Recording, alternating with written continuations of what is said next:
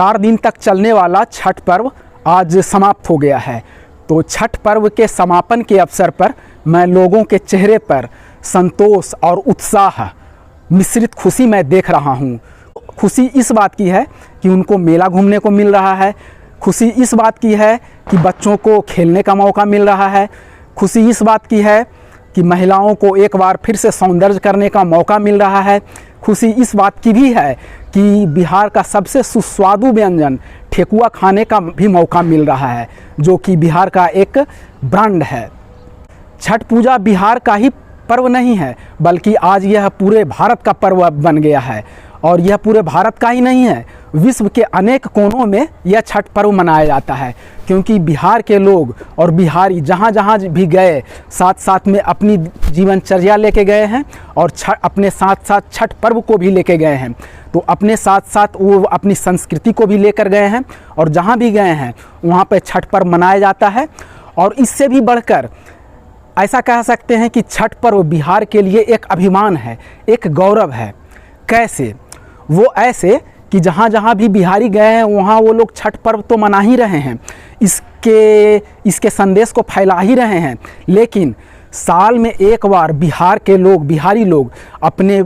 अपने राज्य बिहार में वापस आते हैं और यहाँ पर वो अपनी माटी को चूम कर वापस जाते हैं, छठ पर्व मना के जाते हैं। एक दुर्भाग्य यह भी है कि कह सकते हैं कि बिहार एक ऐसा राज्य अभी बन गया है जो अपने बेटों का पेट नहीं भर पाता है, जिसके कारण बिहार के लोग, बिहारी लोग पलायन करके दूसरे राज्य में जा रहे हैं शिक्षा के लिए, रोजगार के लिए, अपने मुस्तकबिल के लिए। लेकिन साल में एक बार ऐसा आता है 5, 6, 10 दिनों के लिए, जब बिहार के लोग लौट कर वापस अपनी बिहार की भूमि पर आते हैं, छठ पर्व मनाते हैं और खुशी खुशी वापस जाते हैं, साथ में अपनी मिट्टी से जुड़े रहने का वो परिचय देते हैं। तो यह बिहार के लिए, बिहार की संस्कृति के लिए, बिहारियों के लिए यह अभिमान का विषय नहीं है तो फिर और क्या है। इसके लिए हमें अपने पूर्वजों पर अभिमान करना चाहिए, इसके लिए हमें अपने पूर्वजों के सामने नतमस्तक भी होना चाहिए। वो इसलिए क्योंकि हमें अपने पूर्वजों ने हमें एक ऐसी चीज़ दी है, एक ऐसा त्यौहार दिया है जो सादगी सिखाता है, जो शुद्धता सिखाता है, पवित्रता सिखाता है। इससे अलग हटकर, इससे परे वो हमें सेंस ऑफ टुगेदरनेस सिखाता है, एकजुट रहने की भावना सिखाता है। शायद हमारे पूर्वजों को यह ज्ञात रहा होगा कि आने वाले समय में हमारी पीढ़ियां, हमारे नस्लें, हमारे बच्चे जाति के नाम पर, धर्म के नाम पर ज़रूर बटेंगे, तो वो उनके अंदर बंटवारा होगा और बंटवारा के बाद वैमनस्यता बढ़ेगी। तो उनको एक ऐसी चीज़ दिया जाए, उनको एक ऐसा पर्व दिया जाए जो सबको साल में एक बार, 2 बार एकजुट करके वापस उस मिट्टी की ओर खींच कर लाए, ताकि उसके अंदर साथ रहने की भावना, भाईचारा की भावना बढ़ती रहे। इसी भावना के लिए हमें अपने पूर्वजों के ऊपर नतमस्तक होना चाहिए, हमारे अपने पूर्वजों के सामने कि अपने पूर्वजों के लिए आभार जताना चाहिए। पर एक दुर्भाग्य यह भी है कि आज बिहार देश का ऐसा राज्य बन गया है, बिहार देश का एक ऐसा राज्य बन गया है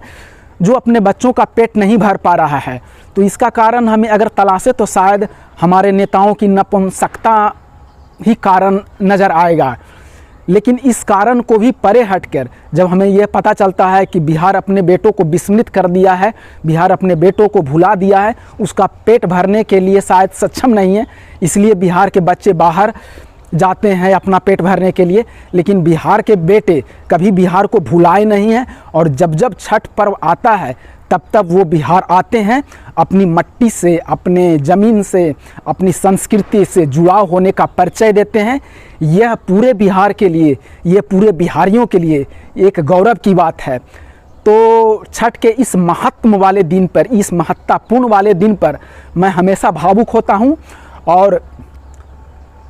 इस भावुकपन में मैं बार बार यही प्रार्थना करता हूँ कि जितने भी लोग हैं, पूरे भारत के लोग, पूरे विश्व के लोग और ख़ास तौर से बिहार के लोग जो अभी मारे फिरते हैं, जिनका अभी मुस्तकबिल थोड़ा सा डाउटफुल है, वह स्वस्थ रहें, निरोग रहें और उनका भविष्य आगे उज्जवल रहे, इसके लिए मैं प्रार्थना करता हूँ।